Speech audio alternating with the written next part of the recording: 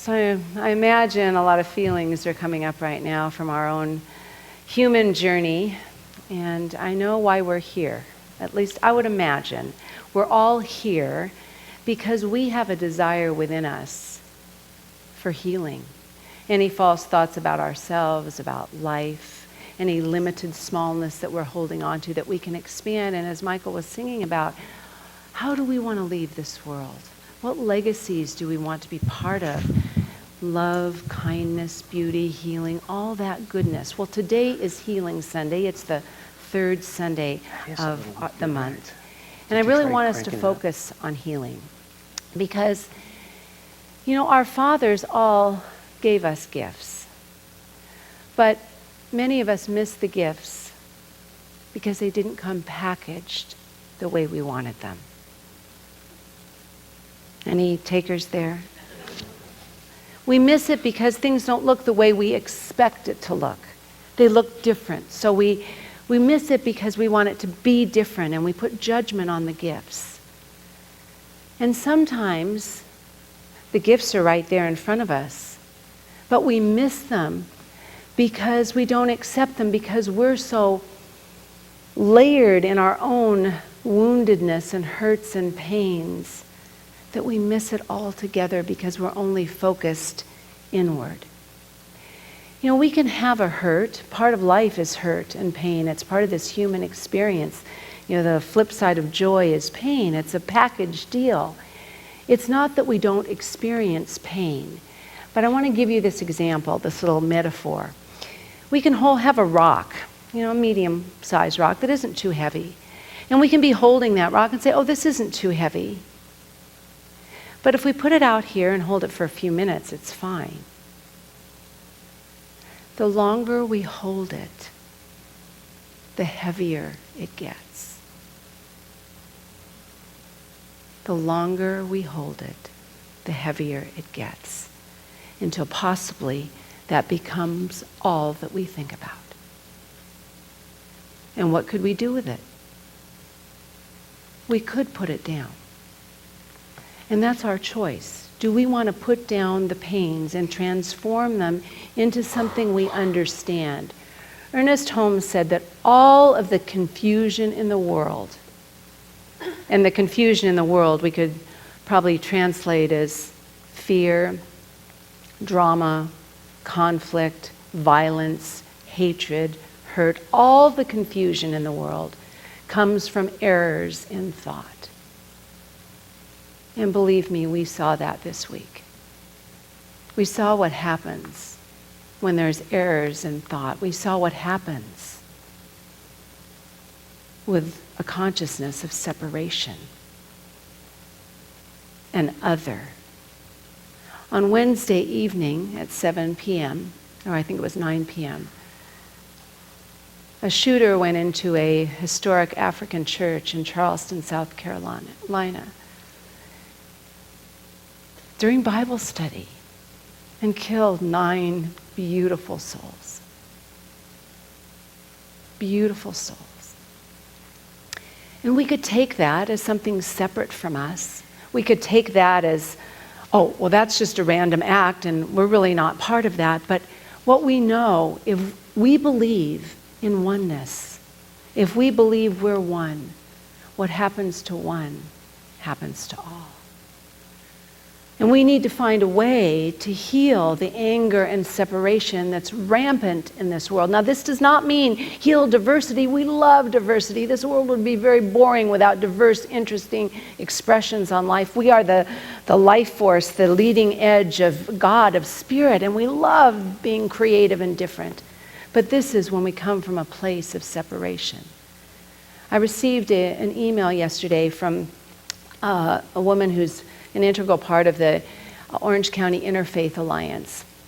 And she said, this is just a brief message. I want you to tell your congregations, and this went out to all the congregations that are part of this alliance, that we're going to be having a candlelight vigil for women at the Christ Our Redeemer African Methodist Episcopal Church in Irvine on Wednesday evening, this coming Wednesday at 7 o'clock. So any women that are interested, I'd like to meet here about 6:30. She said she'd send more information on Monday. If you're interested, please sign your name. We have a sign-up sheet with your name and your email, and I'll send you more information on that when I get it. But I'd let that be a call to each of us. On Wednesday evening, if you're in Reverend Kirk's class, to take a minute and do a ritual, a remembrance, a healing of love. And if you're at home or somewhere else, to just take a time of quiet, because we have to be part of the love that's happening on the planet. We have to do that together. If we talk about claiming our power, first of all, we have to recognize and accept how powerful we are. If we agree that we're made in the image and likeness of God, of love, of goodness, of harmony, of all that, and as Marianne spoke so beautifully, that there's that harmony, that knowingness, that solution that resides within us just waiting to be revealed. My very favorite quote from Ernest Holmes that I believe we should live by all the time is, there's a power for good in the universe. There's a power for good in the universe that we can use. It's there always, everywhere present, infinitely and eternally. In us, around us, through us. There's a power for good in the universe that we can use. It's greater than we are, and we can use it. It's there always. And that should be our motto for us to use. If you and I are going to be the change that we know we've been called to be, we need to do that. A psychologist, William James, wrote this beautiful quote: "We habitually use only a small part of the powers we possess. In a world full of food, children starve. In a world containing so much beauty and joy, we kill and destroy. We are coming to know that the tense, depressed, fear-ridden millions throughout the world are what they are, including us, in different doses of this."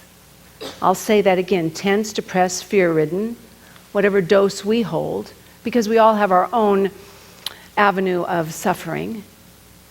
That we are that way because of limited, negative, undisciplined thinking. Thinking that it has not been strengthened by spiritual practice.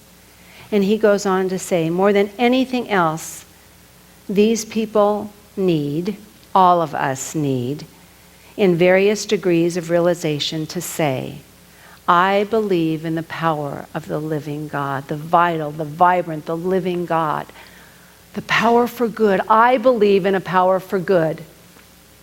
I believe in a power for good. Yes. And then to say, and we can use it, and what he says, I believe in my own potential. We have to recognize there is a power for good first and foremost. We have to understand this power is here. Now, if we're going to use the masculine energy of the power, protection, and providing, it's the power. The Bible says, to us, he gave everything. No, that's not anything what it says. It says, it slipped right there. To them he gave the power to become. To them he gave the power to become. To us, we have been given the power to become, to evolve, to grow. It's not about holding on to past mistakes or guilt or sadness. The power to become. Ernest Holmes said, we are powerful only as we unite with this power of God. We are powerful only as we unite with the power of God, and we are weak when we desert this power. So when we feel separate, we've become weak and deserted in our power. And if we believe that the universe is always for us and never against us, there's a protection that comes from that. But if we're going to strengthen that spiritual muscle to really let us feel protected and provided for at all times, it's about understanding there's something greater than we are. So I read a little story about a master who was teaching his disciples about spiritual practice. And he said, spiritual practice is like filling a sieve with water. And the disciples what? You can't fill a sieve with water. And he got really upset. They got upset and they got depressed and angry and sad. See, they felt separate. But anyway, they were there and they were all upset. And the master said, come, come. And he led them to the beach. And he threw a sieve into the water, into the ocean. And it floated for a while. But little by little, it sunk and was filled. And the master said, see, now it is filled with water. You must immerse yourself in the divine. You must immerse yourself in the thoughts of goodness and caring and healing. You must immerse yourself in that. And when we do that, we can accept the power and perfection of spirit. We live in an abundant universe. We're always given what we need in every moment, but we must need to accept and own and be available to it. So if we accept there is this power, we have to be able to extend that power. If there's a power for good in the universe and we can use it, what do we need to do? A few people are going to use it. So maybe we need to think about using it a little more and being available to it. So we need to use it. We need to use that power for healing. The power comes in our word. The power of healing comes in our word. If we take this power and recognize it and realize that it's really no good unless we use it. It's doing its work, but we're not doing ours.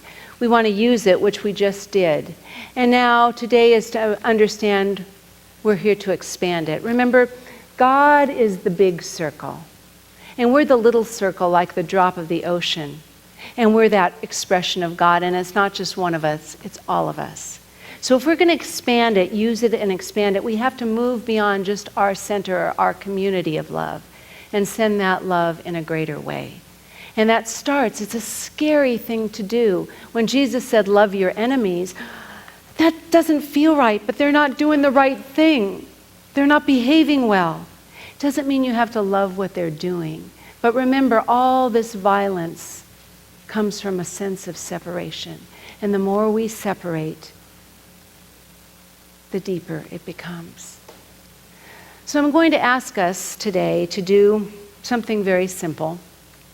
And it's not something that was created by religious science, Science of Mind, Centers for Spiritual Living. It is the common thread that unites all of the religions of the world. And it's the golden rule. It's ethical reciprocity. It is that thread and cord of respect and morality that uplifts the world. And it is the core of most religions in this world. And it says, do unto others as you would have them do unto you. And if we know within each and every one of us there's a need and desire to love and be loved, that's what it means. Love another as you would like to be loved. Now it's daring. It's daring to do that. It takes strength. We want to be part of the herd. We want to be here, even if it's limited consciousness. So I'm going to just say dare to live the golden rule. So it's going to be an acronym. So D is for dare to disagree with the limiting consciousness that breeds isolation, that breeds separation, that leads to this violence. We're going to dare to disagree. That's not what I belong to. That's not what I'm part of. That can come in the form of gossip, it can come in the form of small talk, or it can come in bigger plans, but we're going to disagree with that. And the second thing, the A, is you have to dare to ask yourself every single day, because we do get sucked into the gossip and the problems and the drama, and we get sucked into it, so we have to ask ourselves every day. So it's dare to ask, do I want hate or love to live fully in my life? Do I want hate or love to live in my life? Do I want fear or love to live in my life? You have to ask yourself every day. Dare to disagree, dare to ask, and dare to risk stepping away from the illusion. Remember, we miss the gifts because we want it packaged a certain way. Dare to step away from the illusion into the greater possibility. because we get programmed. We've got to stretch our minds, the neuroplasticity of our minds, to have a greater thought about something. Oh my gosh, maybe this is possible. Maybe this is possible. So dare to risk letting go of illusion and being part of a greater idea. And the last one, E, dare to enter the larger circle. What happens when you love greater than just yourself and your little circle? What happens to our heart? What happens to our mind when we allow ourselves to expand that love and do something about it? Jesus said, love God with all your heart, your soul, and your mind, and love others as yourself. And he meant enemies, and he meant others. He didn't just mean the people that are easy to love. He meant the whole spectrum. So I'm going to close today with a prayer, and then we're going to stand and do a couple of affirmations, because we have a great song that's ending this service, and we want to be pumped up and ready for it. So I'm going to untangle all pieces of yourself, please. Be open and available to that sun that actually is so high right now and ready to just give you all that solar power. I'm just going to invite us, as we sit in the open space of infinite spirit, to know how powerful and blessed we are. We do live in this magnificent universe, in this moment that is providing everything we need. And as we take time each and every day to open and expand in that knowing that this power for good is the stuff of which we're made, we're able to transcend the smallness of our being, the separation, the judgment, the littleness, and absolutely become part of something greater. I invite us to take these beautiful words from the 13th century mystic Hafez. He says, it happens all the time in heaven. It happens all the time in heaven. And someday, it will begin to happen again on earth. That men and women who are married, and men who are lovers, and women who give each other light, will often get down on their knees,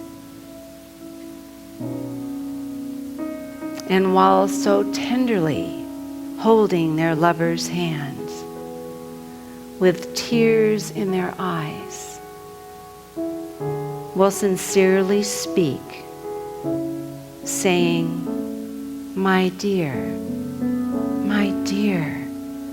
how can I be more loving to you? How can I be more kind? And just imagine here in this moment that all of those that you have loved and all of those that have loved you are there on their knees at your feet, simply saying from the openness of their heart and the expansiveness of their love, how, my dear, may I be more loving to you? How may I be more kind?